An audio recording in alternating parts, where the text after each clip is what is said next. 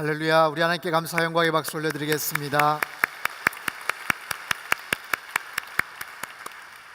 특별한 초대 예배 오신 여러분 한 분 한 분 환영하고 축복합니다. 오늘 특별히 처음 이 자리에 오신 그런 분들 특별한 하나님의 은혜와 또 위로하심과 또 주님의 음성을 듣는 귀한 시간 되실 수 있기를 축원합니다. 하나님께서 저와 여러분을 사랑하십니다. 그리고 잘 되기를 원하세요. 말씀을 통해서 광야 같은 우리의 인생길을 언제나 인도하시고 또 지켜주시고 또 복 주시겠다고 약속해 주십니다. 오늘 말씀을 통해서 정말 하나님의 특별한 인도하심 또 위로하심을 경험하는 은혜가 있기를 바랍니다. 저희가 8월 한 달 동안 모세와 함께하는 여름 여행이라는 주제를 가지고 모세오경의 한 책씩을 저희가 살펴보고 있습니다. 오늘은 네 번째 시간 이제 민수기를 살펴볼 그런 시간입니다. 여러분 들어오실 때 한 장씩 제가 유인물을 나눠드렸을 줄 아는데 혹시 지나간 창세기, 출애굽기, 레위기 혹시 못 받으신 분들은 나가시면 아마 데스크에 있습니다. 이렇게 하나씩 가져가시면 좋을 것 같습니다. 창세기에 나타난 하나님은 어떤 하나님이십니까? 태초에 천지를 창조하셨던 창조주 되시는 하나님, 모든 시작과 출발의 근원 되시는 그런 하나님이셨죠. 출애굽기에 나타나신 하나님은 애굽에서 고통과 속박 가운데 있는 이스라엘 백성들을 구원하시는 그런 하나님이셨습니다. 그들을 구원하셔서 가나안 땅에 그냥 잘 먹고 잘 살게 하기 위해서 인도하시는 그런 하나님이신 게 아니라 출애굽한 이스라엘 백성들이 하나님 자녀다운 모습으로 변화되기를 기대하시는 하나님이세요. 거룩한 공동체, 예배하는 공동체, 그리고 무엇보다도 제사장 나라가 되기를 원하셨던 그런 하나님이시죠. 그래서 출애굽 시키시고 나서 하나님은 그 백성들에게 그들이 지켜야 될 십계명, 그들이 자기 백성들하고 같이 함께 지켜야 될 여러 가지 율법들, 그런 덕목들을 가르쳐 주십니다. 그리고 이스라엘 백성들이 어떻게 하나님을 경배하고 예배해야 되는지 그 예배법을 가르쳐 주시죠. 그리고 그 예배를 드릴 수 있는 장소, 성막을 완공하게끔 하나님께서 명하십니다. 그것이 출애굽기까지의 그런 말씀이세요. 레위기는 꽤 길고 또 좀 복잡해 보이는 그런 내용이지만 레위기를 통해서는 하나님을 우리가 어떻게 예배해야 되는지 예배하는 방법, 절차, 그리고 그 예배를 통해서 우리 안에 있는 모든 죄악들을 어떻게 하면 구속하고 씻을 수가 있는지에 대한 그런 내용들, 그리고 이스라엘 백성들 사이에서 어떻게 정말 의롭고 성결하고 거룩한 공동체가 될 수 있는지 거기에 대한 여러 가지 어떤 법들, 그리고 중요한 그런 절기들에 대해서 말씀을 하세요. 유월절, 또 맥추절, 초막절, 이스라엘의 구원 사건, 또 광야에서 있었던 여러 가지 일들을 기념하고 또 추수 때 모든 것들을 주신 그 하나님께 감사하는 수확의 절기에 하나님 앞에 또 예배드리는, 그리고 매 7년마다 안식년이라는 것을 또 주셨고요, 또 50번째 되는 해는 희년이라는 특별한 또 제도를 허락해 주셨어요. 성막도 완공이 됐고 거기서 어떻게 제사를 드리는지에 대한 그런 내용들도 말씀을 하셨죠. 자, 그렇다면 이제는 본격적으로 이제 가나안 땅을 향해서 출발을 해야 돼요. 이들이 현재 머물고 있던 곳은 시내 광야입니다. 그 시내 광야에 출애굽하고 나서 2달 만에 그곳에 도착을 하죠. 3월 15일 날 도착을 합니다. 도착해서 십계명 그리고 율법 받고 또 성막을 어떻게 지어야 되는지에 대한 그런 메시지를 받죠. 레위기의 말씀도 해당이 됩니다. 여러분 나눠드린 그 유인물에 나오지만 그 성막이 한 6개월 정도의 시간을 통해서 그 다음 해 1월 1일에 성막이 완공이 됩니다. 그리고 나서 1월 15일에는 광야에서 맞이하는 이제 유월절, 두 번째 유월절을 이제 맞이하게 되죠. 그리고 나서 하나님께서는 2월 1일에 인구조사를 시키세요. 민수기는요, 인구조사에 관련된 책입니다. 영어 성경의 민수기를 numbers라고 그렇게 표기를 해요. 숫자를 세는 거예요. 전체 이스라엘 백성들 모든 인원은 아니라 20세 이상 싸움에 나갈 수 있는 남자들의 숫자를 카운트를 합니다. 이제 그들은 훈련을 받아야 되고 가나안 땅에 들어가서는 정복 전쟁을 해야 됩니다. 그렇기 때문에 20세 이상의 남자들의 숫자들을 카운트하는 거예요. 첫 번째 인구조사가 있고 두 번째 인구조사가 있습니다. 여러분, 그 많은 사람들 인구조사를 해마다 할 수 있나요? 그럴 수 없죠. 그리고 그럴 필요도 없습니다. 두 번의 인구조사가 나오는데 출발하기 전에 인구조사를 하고 가나안 땅 들어가기 직전에 두 번째 인구조사를 하는 거예요. 그 첫 번째 인구조사에서 카운트된 숫자는 60만 3,550명이었습니다. 가문별로, 지파별로, 가족별로 20세 이상의 남자들의 숫자를 세고 이름을 명기하고 그렇게 해서 숫자 파악을 하는 거예요. 앞으로 가나안 땅을 향해 나아가는 훈련의 준비까지 다 완성된 상황입니다. 2월 1일 날 인구조사를 시작했고 2월 20일 날 시내 광야에서 이제 떠나는 거예요. 출발을 합니다.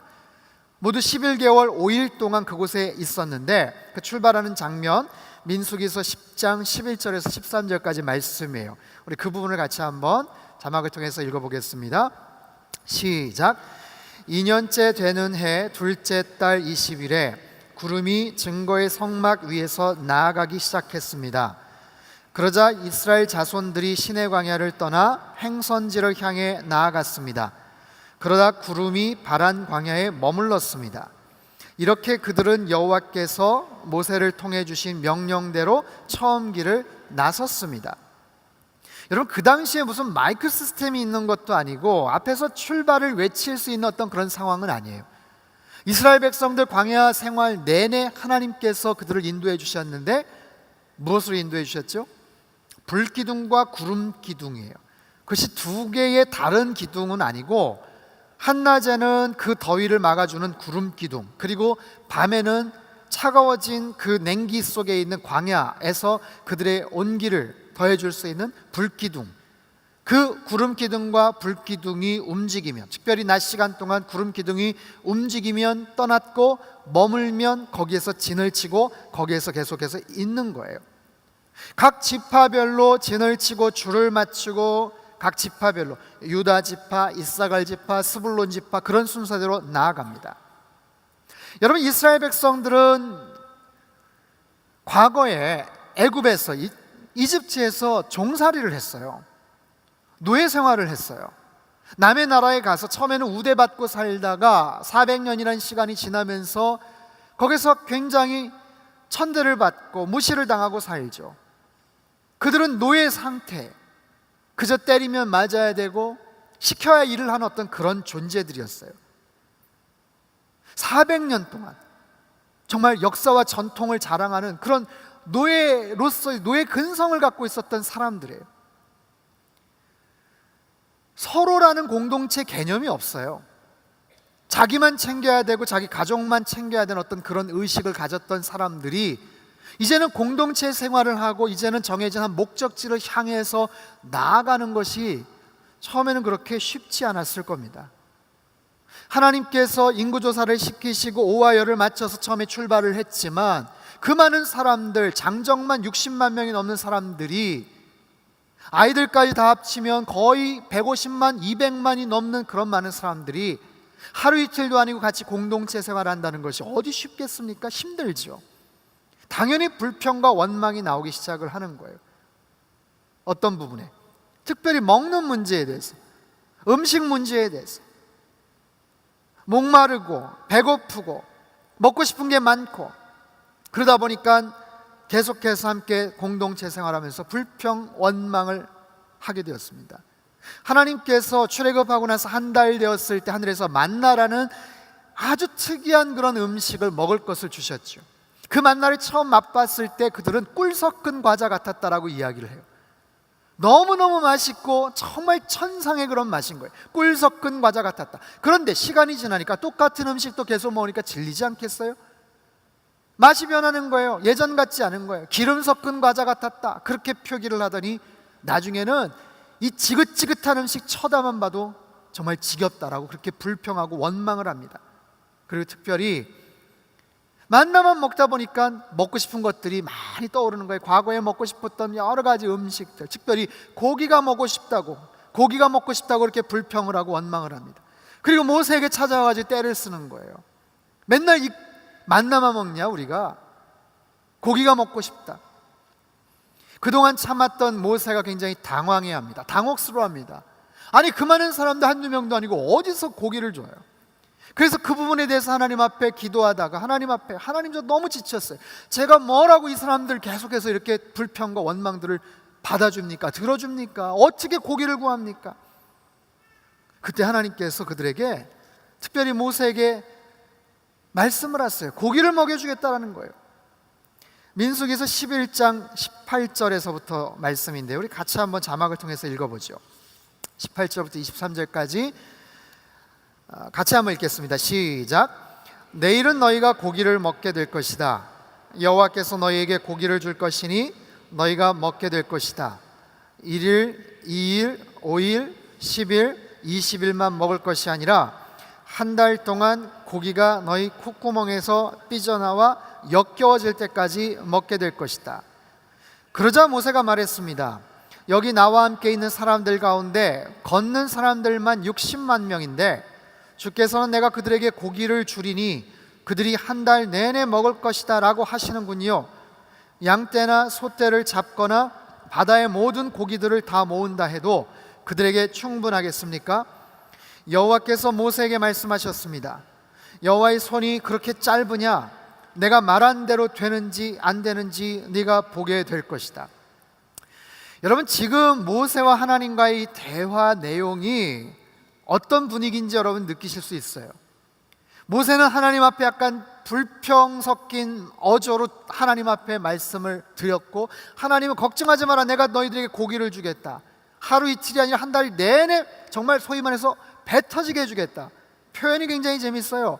콧구멍에서 고기가 삐져나와서 역겨워질 때까지.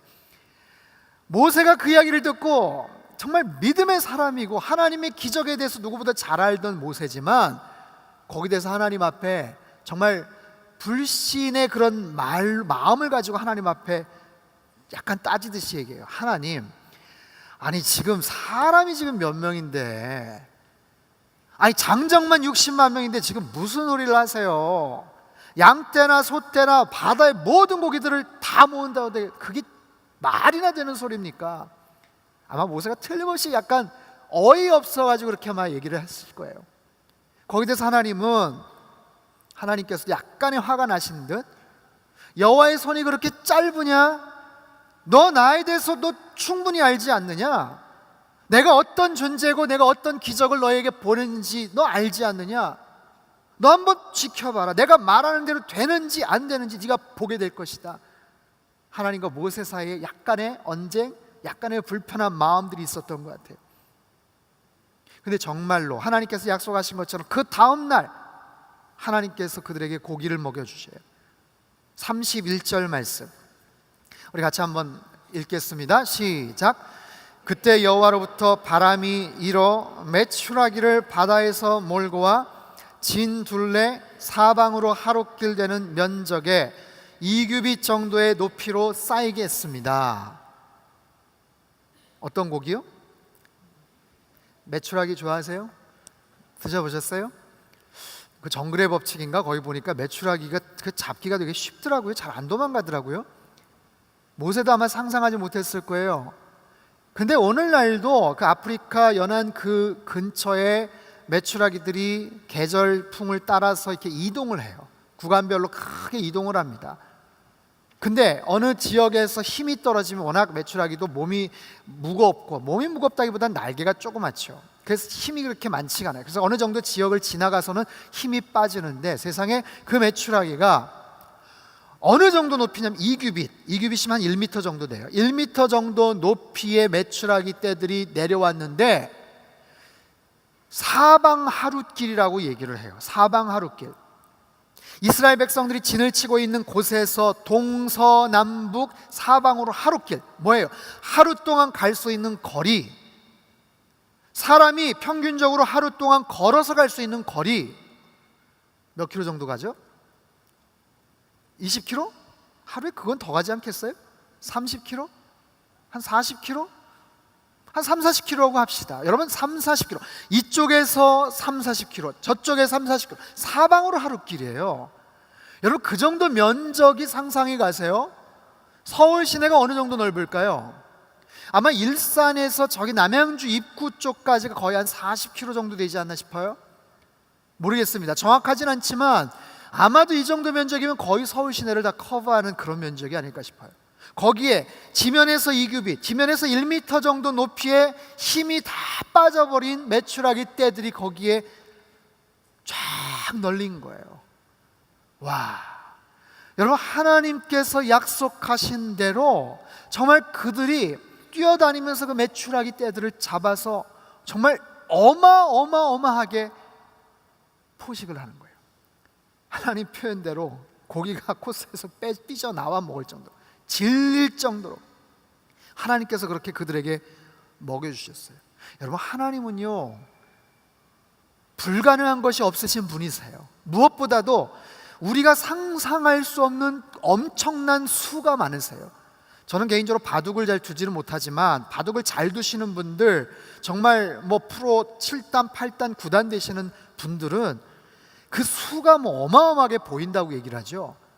수가 뭐 모르겠습니다. 몇십 수까지가 이렇게 보인다고 얘기를 하더라고요. 우리가 볼 수 없는, 우리가 불가능해 보이는 수준에서가 아니라 하나님께서는 불가능한 것이 없으신 분이기 때문에 모세가 상상할 수 없었던 또 다른 초월적인 방법을 통해서 그들에게 고기를 먹여주시더라고요. 여러분 민수기는요 광야에서 그들이 어떻게 삶을 살았고 어떻게 하나님의 인도하심을 받았느냐, 힘들고 어려웠던 것은 분명히 사실이었겠지만 그 어떤 백성들 공동체보다도 너무나도 분명한 하나님의 임재와 하나님의 필요 채워주시는 것들을 그들은 체험했던 그들이에요. 창세기에서 나타나신 하나님, 출애굽기, 레위기에서 나타나신 하나님이 각각 다른 모습이라면 민수기에서 우리에게 보여주신 하나님의 모습은 어떤 하나님이세요? 공급하시는 하나님, 그들의 필요를 채워주시는 하나님, 불기둥과 구름기둥으로 지키시고 보호하시고 인도해 주시는 그런 하나님. 이스라엘 백성뿐이겠습니까? 저와 여러분이 살아가는 오늘날 우리 시대, 어떻게 보면 인생의 광야 같은 그런 생활을 하고 있어요. 영적인 광야 같은 이 시대 속에서도 하나님께서 그들을 먹여주시고 입혀주시고 채워주신 것처럼 저와 여러분의 모든 필요도 그렇게 채워주실 줄로 믿습니다. 그런 하나님이세요. 그런 하나님의 인도함을 통해서 그들이 가야 될 목적지를 향해서 나아가는 거예요. 이제 그들에게 아주 운명적인 장소를 만나게 돼요. 가데스 바네아라는 곳입니다. 여러분 나눠드린 유인물 그 지도를 한번 보세요. 지도에 보면 가장 가운데 있는 지점에 가데스 바네아라는 그런 지명이 조그맣게 보입니다. 가데스 바네아 찾으셨나요? 그 가데스 바네아까지 간 거예요. 아래쪽 시내산에서부터 시작을 해서 그 가데스 바네아까지 갔습니다. 그곳은 가나안 남부 지역, 얼마 안 가면 가나안 땅 접경 지역까지 연결이 되는 바로 그곳이에요. 자, 지도의 위치를 확인하시고 저를 보십시오. 이 가데스 바네아에서 정탐꾼을 보내게 돼요. 12지파죠. 각 지파별로 한 사람씩, 각 지파별로 대표 한 사람씩을 뽑아서 12명의 정탐꾼이 그곳에 갑니다. 자기들이 들어갈 가나안 땅에 가요. 정탐을 해요. 40일 동안 그 땅이 어떤 땅인지, 그 땅의 백성들은 그 땅의 어떤 여러 가지 조건들을, 상황을 살펴봅니다. 그리고 그 땅에서 수확했던 굉장히 크고 튼실한 그런 열매들을 가지고 와요. 그리고 나서 백성들 앞에서 프레젠테이션을 하는 거예요. 보고를 하는 거예요. 모세가 궁금해했고 많은 사람들이 궁금해했죠. 12명의 정탐꾼이 와서 보고를 하는데 상반된 보고를 합니다. 10명의 정탐꾼은 부정적인 보고를 하죠. 그곳에 가서 보고 와서 부정적인 그런 보고를 하는 거예요. 13장 32절 33절을 한번 보죠. 우리 자막을 통해서 같이 한번 읽어볼까요? 민수기 13장 32절 33절 시작. 그러고는 그들이 이스라엘 백성들에게 자신들이 살펴보고 온 땅에 관해 좋지 못한 이야기를 했습니다. 우리가 살펴보고 온 그 땅은 거기 사는 사람들을 잡아먹는 땅입니다. 우리가 거기서 본 사람들은 모두 신장이 컸습니다. 우리 눈에도 우리가 메뚜기처럼 보였으니 그들 눈에도 마찬가지였을 것입니다. 자, 그 땅이 좋은 것은 사실이지만 그 땅에 굉장히 덩치들이 큰 사람들이 살고 있더라. 과연 우리들이 그곳에 가서 그 사람들을 물리치고 그 땅을 정복할 수 있을까? 힘들 것 같다. 어려울 것 같다. 우리가 그 사람들하고 싸워서 이긴다고? 그거는 힘들 것 같아. 그 사람들에 비하면 우리는 메뚜기처럼 보잘것없는 존재야.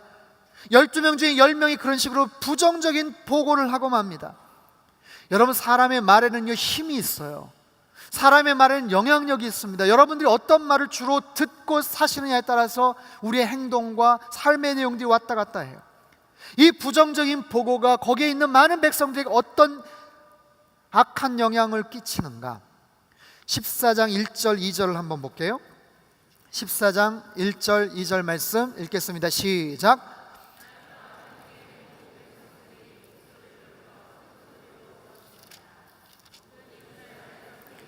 모세와 아론에게 불평했습니다. 온 회중이 그들에게 말했습니다. 우리가 이집트에서 죽었거나 이 광야에서 죽었더라면 좋았을 텐데. 자, 거기까지요. 그 부정적인 보고를 들은 이스라엘 백성들이 어떤 반응을 해요? 당연히 부정적인 반응이 나오는 거예요. 그 말을 듣고 부정적인 말이 먼저 나오는 거예요. 뭐라고 얘기해요? 우리가 이집트에서 죽었거나 이 광야에서 죽었더라면 차라리 좋았을 텐데. 여러분, 습관적으로 반사적으로 어떤 말이 나오는가 여러분 잘 생각해 보세요. 내가 어떤 상황에 맞닥뜨려졌을 때 나는 어떤 반응을 먼저 하는가? 내가 어떤 사람을 봤을 때 그 사람의 긍정적인 부분을 보는가, 부정적인 부분을 먼저 보는가? 그리고 무엇보다도 여러분 마음속에 마음에도 없는 말을 내뱉으면 안 돼요. 말이라는 것은요 영향력이 있다고 그랬어요. 말의 힘은 무섭습니다. 말이 씨가 된다고 하죠. 정말로 그 사람들 그 말대로 되는 거예요. 우리가 광야에서 죽었더라면 좋았을 텐데, 정말로 그들은 광야에서 죽게 됩니다. 습관적으로 나오는 말들, 여러분의 말이 긍정적입니까? 부정적입니까? 잘 눈여겨봐야 돼요. 우리에게 주는 영적 교훈이 굉장히 많아요. 두 번째를 보죠. 3절 앞부분 한번 읽어보겠습니다. 3절 시작. 왜 여호와께서 우리를 이 땅까지 데려와서 칼에 쓰러지게 하시는 겁니까? 거기까지요. 이 사람들은 극단적인 오해를 해요. 부정적인 말이 나오고 부정적인 생각이 들면서 극단적인 오해를 하기 시작합니다. 왜 하나님이 여기까지 데려와서 칼에 쓰러져 죽게 만듭니까? 여러분, 하나님으로서 보실 때는 황당한 이야기예요.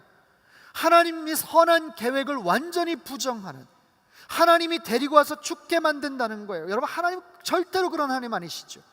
출애굽 과정에서 거기까지 인도하신 하나님이 그 의도를 무시합니다. 아니, 죽게 하려면 그냥 이집트에서 죽게 하시지 왜 여기까지 데려와서 죽게 하시냐? 말도 되지 않은 이야기를 하는 거예요.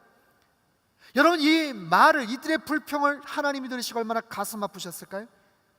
하나님이 그들을 얼마나 사랑하시는데, 하나님께서 그 계획을 얼마나 오랫동안 준비하셨는데, 바로가 그 고집을 부려가지고 그 고집을 꺾기 위해서 얼마나 오랫동안 고생을 하셨는데, 하나님 왜 쓸데없이 우리 데려와서 죽게 합니까? 여러분, 이 말은 하나님께 너무 속상한 말이에요. 사랑하는 성도 여러분, 신앙생활에 있어서 원칙이 하나 있어요. 철칙이 있어요. 우리가 신앙생활하다가 마음이 어려울 수도 있고 기도응답이 안 될 수 있어요. 이스라엘 백성들처럼 하나님의 좀 원망스러운 마음도 있어요. 좀 속상한 마음도 있어요. 하나님 앞에 소위 말해서 삐질 수도 있어요. 하지만 절대로 안 되는 것, 하나님에 대해서 오해를 하시면 안 돼요. 한번 따라해 볼까요? 하나님을 오해하지 말자. 이들은 극단적인 오해를 합니다. 세 번째로 한번 볼게요. 3절 중간 부분 한번 띄워주시죠. 같이 읽죠. 시작. 우리 아내와 자식들은 사로잡히게 될 것입니다. 자, 우리 아내와 자식들은 사로잡히게 될 것입니다. 부정적으로 진단을 해요. 그 상황을 자기네들 나름대로 진단을 하는데 부정적인 진단을 한다는 거예요. 여러분, 삶에 있어서 진단을 제대로 하는 것 얼마나 중요합니까? 의사에게 있어서 오진은 얼마나 치명적인 거예요. 잘못된 진단은 잘못된 행동을, 결과를 낳습니다. 정확한 데이터, 정확한 분석이 필요하죠. 근데 이 사람들은 오진을 하는 거예요. 잘못된 진단을 하는 거예요. 우리 아내와 자식들은 사로잡히게 될 겁니다. 여러분, 무조건 낙관적으로, 무조건 긍정적으로 보라는 거 아니에요. 최소한 객관적인 데이터가 있어야 되죠. 근데 이 사람들은 아주 극단적인, 자극적인 부정적인 그런 진단을 하면서 사람들의 마음을 흐트러 놓는 거예요. 여러분, 이 말이 사람들에게 어떤 영향력을 끼쳤을까요? 우리 아내와 자식들은 사로잡히게 될 것입니다. 칼에 맞아서 죽게 될 것입니다. 그 말에 흥분하지 않을 사람들이 어디 있겠어요? 흥분하고 분노하죠. 조급해지죠. 마음이 막 선동이 되는 거예요. 우리의 삶 가운데서 여러분이 내리는 진단이 정확한 진단, 무엇보다도 객관적인 그런 진단을 할 수 있어야 돼요. 또 한번 3절의 세 번째 부분 한번 볼게요. 띄워보시죠. 시작. 우리가 그냥 이집트로 돌아가는 편이 낫지 않겠습니까? 자, 막연한 기대를 합니다. 뭐가 낫다고요? 어떤 게 낫다고요? 이집트로 돌아가는 게 낫다는 거예요. 지금까지 고생했는데, 아니 방황하는 것보다 지금 차라리 돌아가는 게 낫다. 와, 여러분, 얼마나 대책이 없는 말입니까? 돌아가는 건 아무런 도움이 되지 않아요. 가긴 어딜 갑니까? 가면 누가 환영을 해줘요? 거기 가면 죽어요. 종살이해요. 갈 수도 없어요. 아무런 도움이 되지 않고 대책도 없는 그런 말을 하고 있어요. 지금까지 인도하신 하나님의 뜻을 완전히 무시해버린, 지금 이 자리에 있느니 차라리 돌아가는 게 낫다. 막연한 그런 기대 속에서 대책도 없는 그런 잘못된 소망. 또 한 가지요. 4절을 한번 읽죠. 4절 말씀 같이 한번 읽겠습니다. 시작. 그러고는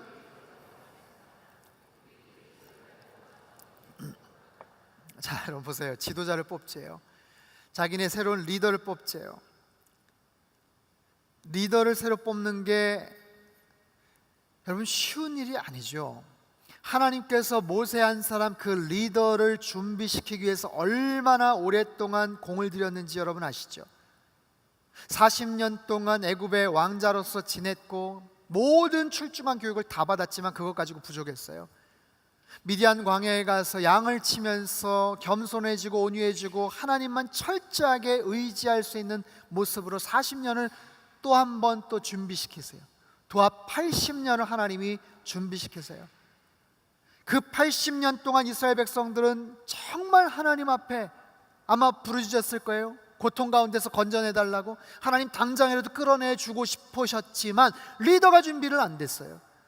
무작정 끌어내면 어떡합니까? 인도할 리더가 없는데 그 리더 한 사람 모세를 준비시키기 위해서 80년을 하나님도 준비시킨 거예요. 그게 하나님의 베스트예요. 그런데 그냥 불쑥 얘기하는 게 우리 가운데 지도자 한 명 뽑아가지고 그냥 갑시다.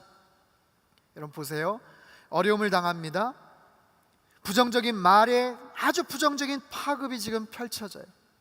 극단적인 오해를 하고요, 부정적으로 진단을 하고요, 막연한 기대를 하고요, 최악의 결정을 지금 해요. 이 5마디에 하나님은 충격과 분노를 느끼세요.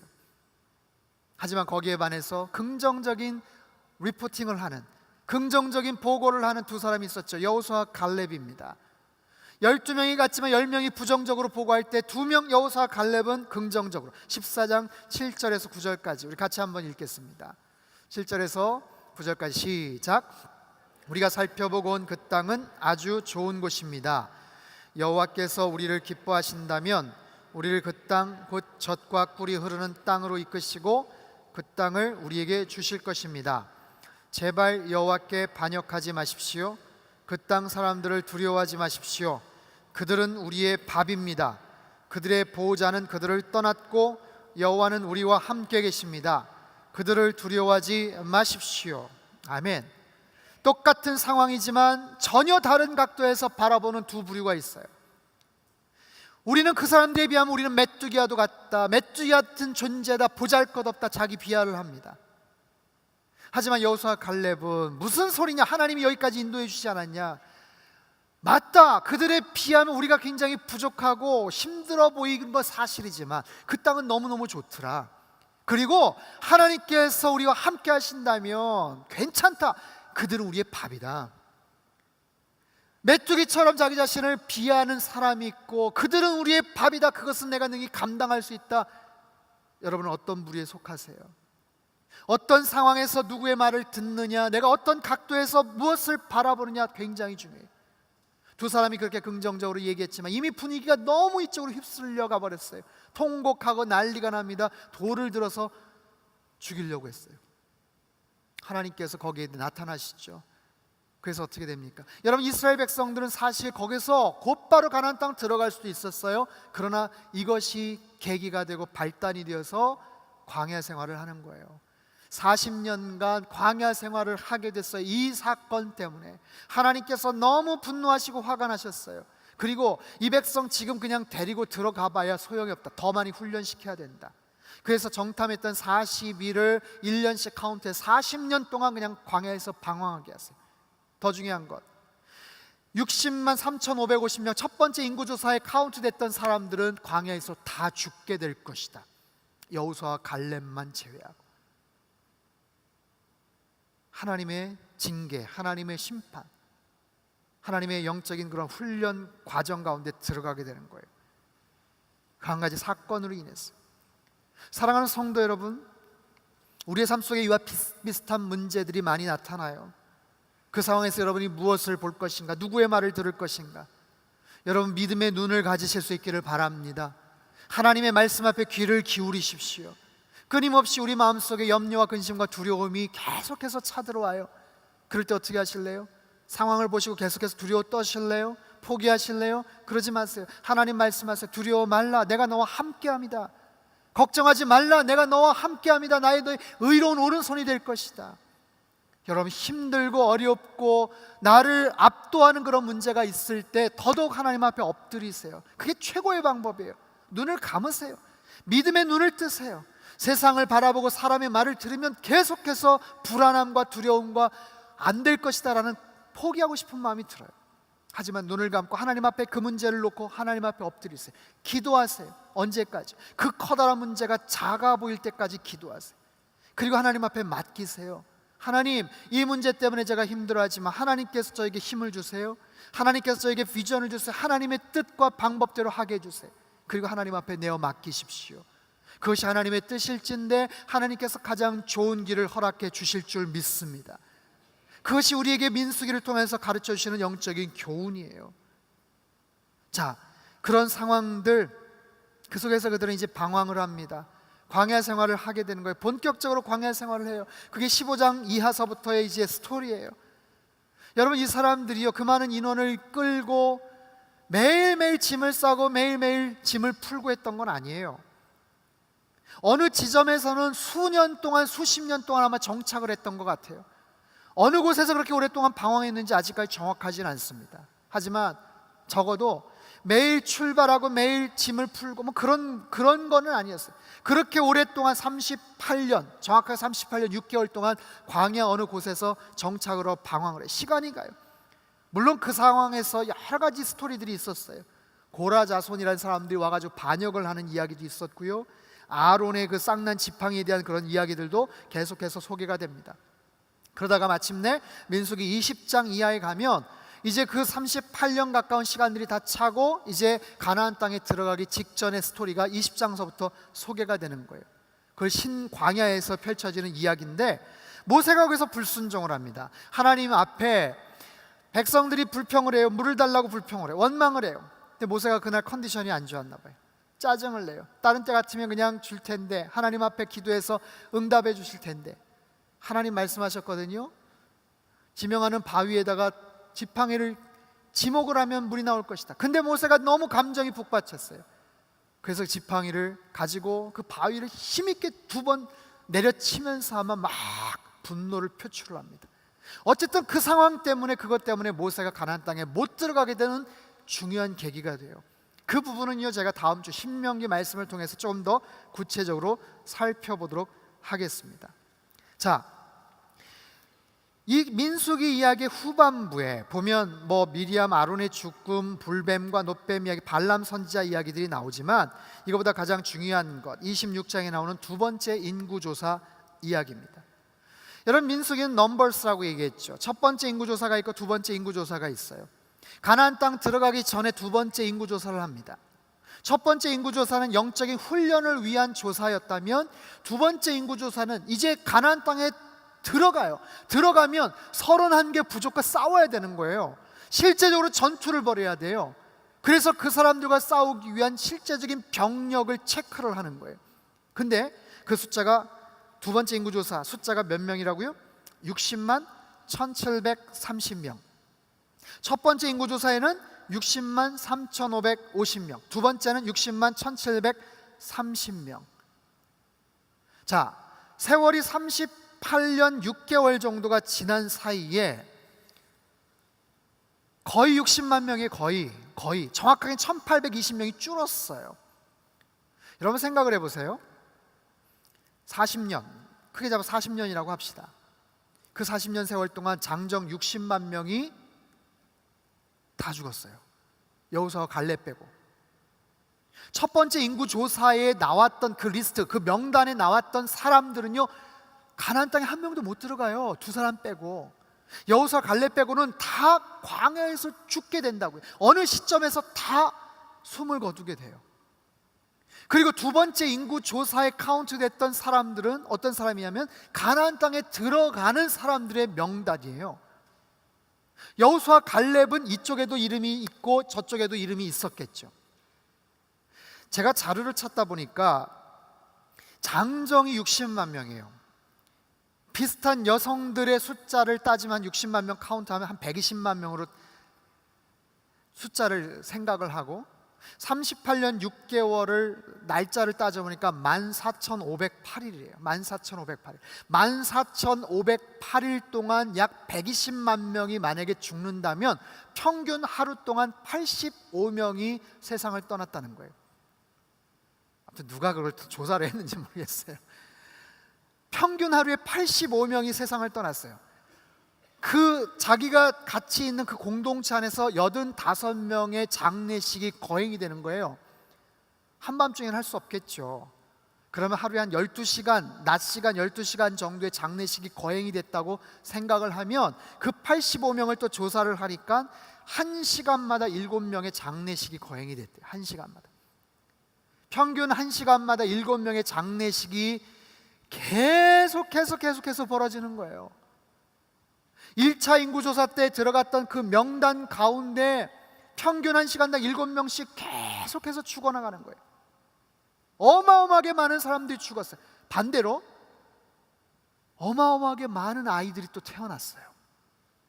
여러분, 첫 번째 인구조사 때 카운트된 60만 명, 그 전체 인구는요, 이스라엘 백성들이 이집트에서 400년 동안 있으면서 생겼던 숫자예요. 맞습니까? 400년 동안 이스라엘 사람들이 이집트에서 거주하면서 생겼던 숫자 인구가 그렇게 많은 거예요.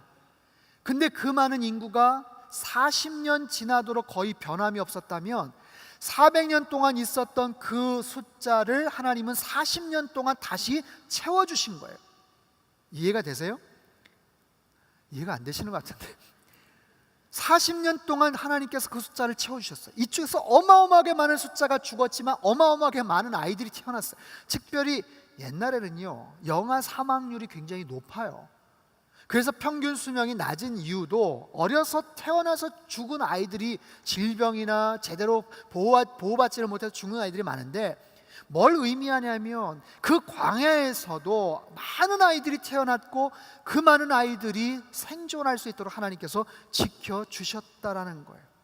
아마 영아 사망률이 가장 적은 때가 아니었나 싶어요. 하나님께서 특별하게 그들의 생명을 지켜주셨어요. 여러분 보십시오. 광야에서 그들은 고생하고 힘들었지만 뭘 하나님께서 자꾸만 말씀하시냐면 그 광야에서 하나님이 그들을 지켜주셨다. 여러분, 그들은 전직 노예 출신이에요. 말씀드렸잖아요. 때리면 맞아야 되고 시키면 일을 하는 그들이었어요.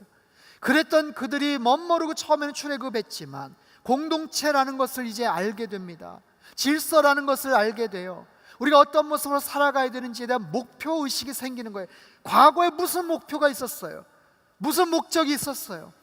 근데 하나님께서 가나안 땅을 향해서 하나님께서 가기를 원하셨고 불기둥과 구름기둥으로 그들을 인도해 주셔요. 그리고 40년 동안 하나님께서 그들을 훈련시키세요.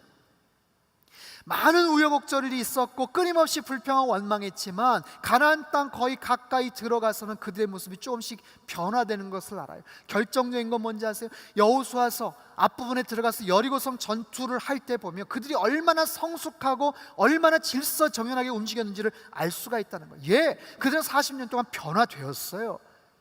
구세대가 죽고 신세대를 통해서 하나님이 역사하시는 그들의 하나님의 놀라운 비전과 계획들, 그들을 통해서 하나님이 가나안 땅을 정복시키세요. 31개 부족을 하나님께서 정복시키세요. 2차 인구조사 때 이름이 불려집니다. 그 명단은 뭐냐면 병력이에요. 병력, 전투 요원들이에요. 한 사람 한 사람이 소중한 군인이라고요. 하나님께서 이스라엘 백성을 향한 그림이 여기서 분명해요. 뭐냐면 너희들은 군사다라는 거예요. 군사, 하나님의 군대다라는 거예요. 인구 조사를 통해서 하나님의 기대를 알 수가 있어요. 하나님의 군대, 하나님의 백성은 하나님의 군대다. 오늘날로 말하면 이 세상의 교회는 전투하는 교회다. 전투적인 교회다. 여러분, 내가 누구인지라는 것은 굉장히 중요합니다. 그 사람들의 이름이 하나하나 불려졌을 때 심심해서 이름 불려지는 게 아니에요. 그 사람 하나하나가 병력이에요. 병력, 군인이라고요. 군사라고요. 오늘 이 시대도 마찬가지입니다. 내가 누구인지라는 것은 굉장히 중요해요. 이 세상 속에서 나의 아이덴티티, 영적인 정체성을 하는 것 굉장히 중요합니다. 여러분 한번 따라해 보실래요? 나는 크리스찬입니다. 나는 하나님의 자녀입니다. 나는 그리스도의 군사입니다. 아멘. 여러분, 분명한 이런 영적 정체성을 갖고 세상에서 사실 수 있기를 축원합니다. 우리의 인생길은요, 광야와도 같아요. 민수기를 통해서 하나님이 우리에게 들려주시고자 하는 메시지가 그거예요. 너희가 살아가는 인생길은 광야다.